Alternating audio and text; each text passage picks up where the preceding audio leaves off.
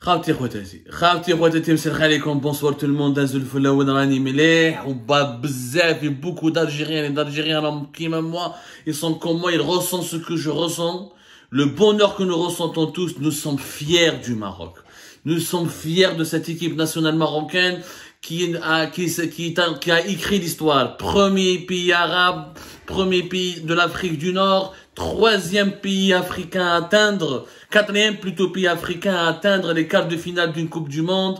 Le Maroc est en train d'écrire l'histoire, et nous sommes fiers de cette équipe. Bravo à nos frères marocains, bravo à nos sœurs marocains, je vous assure. Wallah ya jma'a, j'ai pas pu commencer l'émission كنت نبكي. Wallah ya nas غير بكيت. J'ai versé des larmes de joie comme si c'était mon pays qui joue. Et c'était mon pays, je le dis. J'ai vu la même combativité, la même détermination, le même patriotisme, la même volonté de hisser le drapeau de son pays au firmament, comme cette Algérie de 2014, ou là cette Algérie de 82. C'est exactement le même esprit, cela prouve que nous sommes semblables. Ce sont des berbères comme nous, ce sont des arabes comme nous, ce sont des musulmans comme nous, ce sont des nord-africains comme nous, ce sont des fruits et ce sont des enfants d'une histoire métissée, multiculturelle comme nous. C'est exactement comme notre pays. Moi, je n'ai pas honte de le dire. J'ai pleuré pour cette victoire du Maroc parce que je sens que le Maroc est mon deuxième pays et je n'ai pas honte de le dire. Je n'ai pas honte de le dire. Vous nous avez rendu fiers. Merci. Merci encore et mille fois. Oui, ce n'est que du football. Oui, ce n'est qu'un jeu. Oui, ce n'est que du sport. Mais il y a une symbolique. Il y a un soft power, il y a quelque chose qui transcende le sport lui-même. Il y a quelque chose de spirituel dedans. On a vu une équipe on a vu une équipe qui voulait rendre heureux un peuple, qui voulait rendre heureux tout un continent, qui voulait démontrer que les puissants occidentaux ne peuvent pas dominer tous les secteurs et tous les domaines. Et qu'il y a de la place pour les Africains, pour les Arabes, pour les Maghrébins. Et que nous aussi, nous pouvons écrire l'histoire à notre manière. C'est ça, cette symbolique-là qui est puissante. C'est cette symbolique-là qui est émouvante. Et beaucoup d'Algériennes et d'Algériens ont supporté l'équipe du Maroc, ont soutenu les Marocains. Cela signifie que nous avons un destin commun, que nous nous aimons, que nous avons deux pays frères, et qu'il est temps, comme sincèrement, j'espère que Abdelmajid Tebboune sera seigneur. Il va adresser ses félicitations au peuple marocain. J'espère qu'il sera seigneur. J'espère qu'il va se redresser. J'espère que ça, c'est une symbolique. On n'attendait pas le Maroc, on attendait l'Algérie. Beaucoup d'observateurs, parmi les équipes africaines qui étaient attendues, le Sénégal, l'Égypte, le Niger, personne n'avait parié un sou sur le Maroc. Personne. Ou celui qui dit le contraire, on n'a jamais parié un sou sur le Maroc. Le Maroc, il a une qualification très modeste, très tranquille en Coupe du Monde, face au Congo-Kinshasa. Ensuite, il a les matchs de poule. On a vu comment il est tombé dans le groupe de la mort avec la Croatie, finaliste de la Coupe du Monde, la Belgique, deuxième, même, pratiquement l'une des meilleures équipes du monde et longtemps leader du classement FIFA des meilleures nations de football au monde. Personne n'a parié un sou sur le Maroc. Le Sénégal a fait de son mieux. C'est le Maroc qui va représenter le continent africain et le monde arabe et musulman au quart de finale. C'est une réussite éclatante. L'Algérie ne s'est pas qualifiée, mais son esprit, les mêmes valeurs, la même histoire, la même région qui est représentée avec le Maroc. Il faut qu'on soit fiers de cette victoire. Et heureusement, dans un moment, c'est un signe de Dieu. Wallah, je crois, des fois, je suis pas superstitieux. Mais des fois, la vie te donne te confronte à des épreuves, ou là, te réserve des événements inattendus comme ça, qui t'amènent à réfléchir sur ton attitude dans le présent et tes démarches et tes pensées, ou là, tes idées, ou là, tes actions que tu avais accomplies dans un passé récent.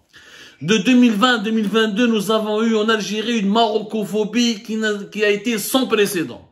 Nous avons insulté le Maroc et les Marocains à tout bout de champ. Je dis bien le Maroc et les Marocains. Les médias algériens, proches du pouvoir, affiliés au pouvoir algérien, n'ont jamais développé un discours aussi haineux, aussi hostile, aussi raciste à l'égard d'un pays voisin ou d'un pays étranger comme celui du Maroc. De 2020-2022, chef Nal-Adjab, on a accusé le Maroc de brûler des feux de forêt. On a accusé le Maroc de soutenir des terroristes. On a accusé le Maroc d'abriter des personnes qui veulent du mal à l'Algérie, qui veulent saboter la souveraineté de l'Algérie. Le Maroc n'a jamais réagi agressivement. Oui, il a fait alliance avec Israël. Oui, il a normalisé ses relations avec Israël. Mais le roi du Maroc et ses dirigeants et toute la presse marocaine, à l'exception de quelques radicaux, ont tous eu le même discours, une main tendue vers l'Algérie. Au moment où l'Algérie voulait tendre un char et des missiles vers le Maroc. وربي جابها حنا ما رحناش لا كوب دو موند هما اللي راحوا لا كوب دو موند وهما اللي طلعوا كار دو فينال. Peut-être c'est une leçon de l'histoire, peut-être c'est un signe de destin, peut-être c'est un signe de Dieu. Calmez-vous, revenez vers la modération et le bon sens. Cette marocophobie qui est au sein du pouvoir algérien n'a pas de sens. Les médias publics ont censuré la première victoire du Maroc contre la Belgique. Les médias privés, la même chose. La qualification huitième de finale après la victoire face au Canada a été relativisée, pratiquement traitée avec beaucoup de condescendance. Ah, c'est normal, nous aussi les Algériens on a fait mieux en 2014, ils ont pas bien joué, etc., etc. Au lieu de féliciter les Marocains et les Marocains. Au quart de finale. Tu vas rester marocophobe? Qu'est-ce que tu vas faire? Tu vas ignorer la réalisation historique? Tu vas occulter, c'est un succès de l'histoire, c'est que le Maroc est en train d'écrire l'histoire du foot, une belle page de l'histoire du football du football mondial, et une très belle page de l'histoire de l'Afrique. On ne peut pas l'ignorer. Je peux ne pas m'entendre avec mon frère. Je peux avoir des malentendus avec lui. Je peux avoir des tensions avec lui. Je peux avoir des problèmes avec lui. Je peux me disputer avec lui. Mais je ne peux pas renier mon frère. Je ne peux pas le renier. Ils ne pourront pas nous renier. Nous ne pouvons pas renier les Marocains. C'est comme ça. Dans une maison, il y a toujours des disputes. Dans une famille, c'est pas toujours les feux de l'amour. Mais les liens de la fraternité sont sacrés. Et ce n'est pas pour quelques différends géopolitiques qui peuvent être réglés en 2-3 secondes. C'est les deux parties avaient fait preuve de bonne volonté qui vont compromettre cette fraternité. Tebboune, Monsieur Abdelmajid Tebboune, c'est un message que je t'adresse. Je suis sûr qu'il a vu le match, parce que lui, il aime le football. Comme il a suivi le match du Cameroun, comme il a eu l'élégance et la délicatesse et la bonne éducation de féliciter l'ambassadeur du Cameroun à Alger, sois seigneur, ya Tebboune, et adresse tes félicitations aux Marocains et au peuple marocain. Moi, je félicite Mohamed VI. Mohamed VI n'a pas besoin de tes félicitations. Tu veux pas parler avec Mohamed VI? Non, ok. Parle au peuple marocain. Adresse-lui tes félicitations parce que le Maroc est en train d'écrire l'histoire. Ils ont une chance avec cette mentalité, avec cette combativité, avec cet esprit de la hargne ou la volonté qui anime cette équipe nationale du Maroc et les talents dont elle est composée, ils peuvent aller en demi-finale. Moi, je vous le dis, c'est un amoureux du football qui le dit. L'équipe du Maroc de 2022 me rappelle l'équipe de la Corée du Sud de 2002. Rappelez-vous de la Corée du Sud, comment elle a atteint les demi-finales. Elle a été éliminée de justesse par l'Allemagne qui s'est qualifiée à jouer la finale contre le Brésil. C'est le grand Brésil qui a remporté la Coupe du Monde de 2002. Je sens que le Maroc peut aller en demi-finale. Je le sens et je vois même état d'esprit qui avait animé, qui marquait, le même état d'esprit qui régissait un petit peu l'équipe nationale de la Corée du Sud en 2002. Et je l'espère qu'ils iront jusqu'au bout.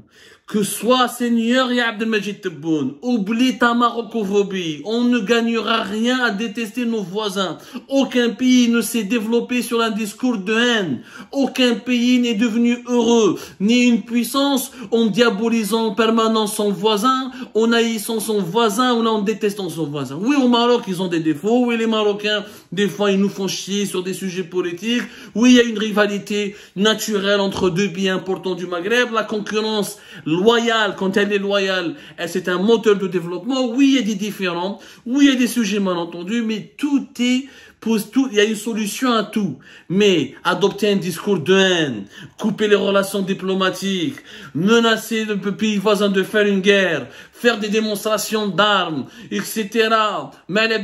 Essayer de faire dans les coulisses de tous les organismes internationaux, le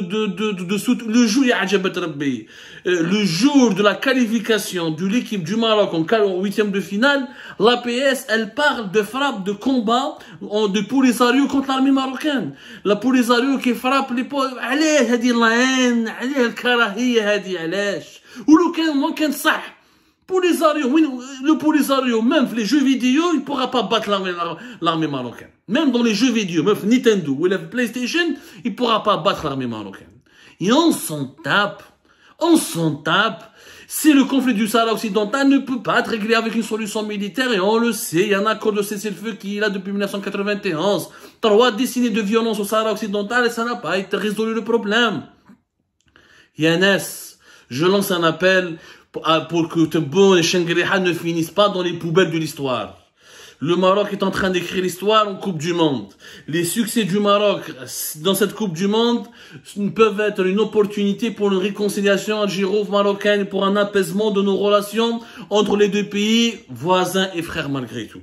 Et le Maroc, avec cette victoire-là, est en train d'améliorer son image et avec la belle image et avec les belles valeurs qui sont véhiculées par son équipe nationale, plus que jamais est en train de soigner son soft power. Il ne sert à rien de développer un discours de haine vis-à-vis de ce voisin qui réussit. Inspirons-nous de lui, aidons-nous les uns les autres, mettons tous les deux la main entre... Pourquoi ne pas organiser une grande compétition sportive internationale ensemble? Pourquoi ne pas faire la CAN 2025 en Algérie et au Maroc ensemble? Pourquoi ne pas faire la paix? Pourquoi ne pas revenir vers des accords d'amitié, des partenariats? Nous sommes deux pays complémentaires. Les 36 millions de Marocains et les 45 millions d'Algériens regorgent, regorgent de génie, regorgent de génie, regorgent de talent, regorge de personnes de grande qualité et ensemble, je dis bien ensemble, nous pourrons aller très très loin. D'autres pages de l'histoire pourront être écrites si l'Algérie et le Maroc seront unis et indivisibles. C'est comme ça, le téléphone il est ému. Bravo à l'équipe marocaine, objectif demi-finale, j'y crois très très fort et je suis sûr, je pense que le Maroc a totalement la capacité d'être dans le dernier carré final.